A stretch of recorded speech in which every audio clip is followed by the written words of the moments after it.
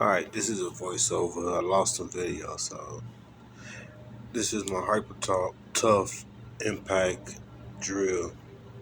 And a couple weeks ago, I was using it, doing some type of work, and I dropped it about 3 or 4 times from hip height, and I think maybe twice off the ladder, off of 8 feet of ladder. And it wouldn't drill no more. You try to drill something, and it'll completely just go low RPMs. So I took it to loose, and upon looking here, I'm showing that it's only going low RPMs.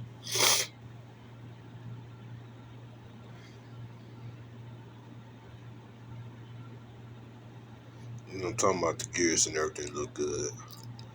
Now further back in this video,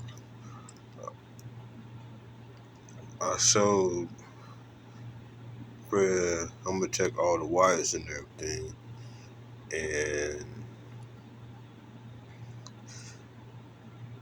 if you go back to the beginning, you will see the set of wires that was loose off of the connection, and I put it back together, and I put it back on, and it works fine.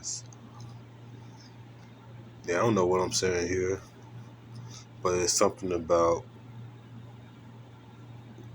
um, only about 2 years. Probably gonna get another one from Walmart. Spent about $30, $40 on this, and this is the second one I replaced after I left one in the junkyard.